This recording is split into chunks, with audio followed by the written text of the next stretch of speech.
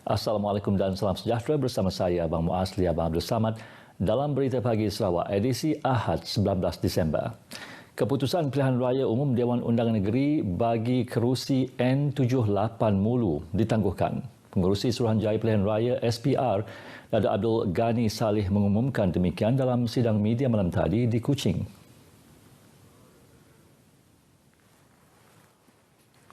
Dato' Abdul Ghani memberitahu ia mengambil kira faktor keselamatan petugas pilihan raya yang menggunakan helikopter untuk membawa peti undi ke pusat penjumlahan rasmi undi PPRU bagi DUN berkenaan berikutan cuaca buruk dan juga terputus perhubungan jalan darat. Sehubungan itu, katanya keputusan pilihan raya bagi DUN berkenaan akan diumumkan sebaik sahaja menerima peti undi yang berkenaan. Katanya lagi peratusan dan jumlah pengundi keluar mengundi juga akan diumumkan bersama pengumuman tersebut. Pada sidang media itu, Gabungan Parti Sarawak GPS memenangi 75 kerusi, 4 Parti Rakyat Bersatu, Parti Tindakan Demokratik 2. Ia sekaligus menjadikan GPS beroleh kemenangan menyerajui kepimpinan kerajaan negeri 5 tahun akan datang. Datuk Petinggi Tan Sri Abang Johari Tun Openg mengangkat sumpah sebagai Ketua Menteri Sarawak ke-6 malam tadi. Istiadat angkat sumpah berlangsung di Balai Menghadap Utama Astana Negeri Putrajaya Kuching. Bismillahirrahmanirrahim. Saya Abang Haji Abdul Rahman Johari Tun Openg setelah dilantik memegang jawatan sebagai Ketua Menteri. Yang ini bersumpah bahawa saya akan menjalankan tugas-tugas jawatan saya itu dengan taat, adil dan dengan segala daya upaya saya, bahawa saya akan menumpahkan taat setia yang sejati kepada negeri Sarawak dan Persekutuan Malaysia, dan bahawa saya akan memelihara, melindungi dan mempertahankan perlembagaan negeri Sarawak dan perlembagaan persekutuan, dan bahawa saya tidak akan memberitahu atau menerangkan dengan secara langsung atau tidak langsung kepada sesiapa apa-apa perkara yang akan diserah untuk pertimbangan saya ataupun yang akan diketahui oleh saya sebagai ahli Majlis Mesyuarat Kerajaan Negeri bagi negeri Sarawak, kecuali sebagaimana yang dikendaki bagi menjalankan tugas-tugas tersebut ataupun dengan kebenaran istimewa oleh Yang di-Pertuan Negeri. Pada majlis itu, Datuk Petinggi Tan Sri Abang Johari, 71 tahun, menandatangani surat cara pelantikan di hadapan Yang di-Pertuan Negeri Sarawak, Tun Pen Sri Abdul Taim Mahmud. Turut hadir isteri Yang di-Pertuan Negeri, Toh Puan Datuk Petinggi Ragat Kudi Taib, isteri Ketua Menteri, Datuk Amar Jumaani Tun Tuanku Bujang, Speaker Dewan Undangan Negeri Sarawak, Tan Sri Datuk Amar Muhammad Asfia Awang Nasar dan Setiausaha Kerajaan Negeri, Datuk Amar Jaul Samion. Pada pilihan raya umum Dewan Undangan Negeri Sarawak ke-12 yang berlangsung semalam, menyaksikan Datuk Petinggi Tan Sri Abang Johari yang bertanding di DUN Gedong atas tiket Gabungan Parti Sarawak telah menang dengan majoriti 4,310 undi dan menewaskan 3 pencabarnya daripada Parti Sarawak Bersatu Muhammad Sofian Faris Syarbini, Parti Amanah Negara Kamal Bujang dan Parti Bumi Kenyalang Thompson Anggo. Kemenangan Gabungan Parti Sarawak GPS dalam pilihan raya umum Dewan Undangan Negeri Sarawak ke-12 merupakan kemenangan rakyat Sarawak.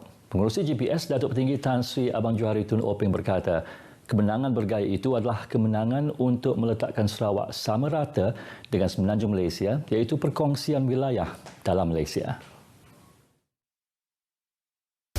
Rakyat telah memberi mandat kepada kita. Sarawak diutamakan, Sarawak first. Kedua, rakyat memberi isyarat bahawa kestabilan politik adalah penting bagi kita meneruskan usaha pembangunan di bumi Kenyalang yang bertuah ini.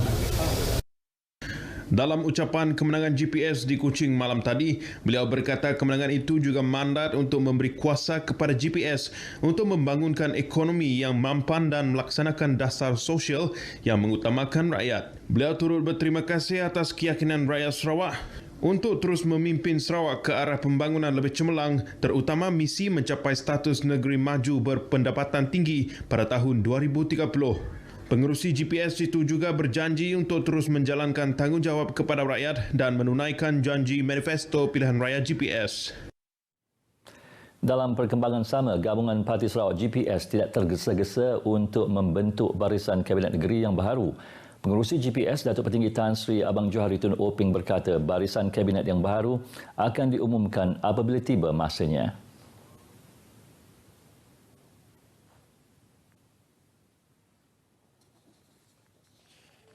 Sangat baik dan tidak mendesak pembentukan Kabinet dalam kadar segera. It's no hurry because we are very, my partners are all good partners. And they give confidence in us. When the time comes, I will announce my cabinet. Ditanya mengenai pendirian GPS jika gabungan tersebut bersedia menerima penyertaan pihak pembangkang, Datuk Patinggi Abang Johari berkata GPS tidak mempunyai ahli politik katak dan menegaskan GPS juga tidak mahu golongan tersebut. Beliau menyatakan demikian dalam sidang media kemenangan GPS pada pilihan raya umum Dewan Undangan Negeri Sarawak ke-12 di Kuching malam tadi. Akan berusaha memperbaiki 15 tahun masalah tertunggak di kawasan Kota Sentosa. Itu reaksi pertama ahli Dewan Undangan Negeri baru kawasan itu, Wilfred Yap Yau Sin dari Gabungan Parti Sarawak selepas memenangi kerusi yang dipegang di AP sejak 3 Penggal lalu.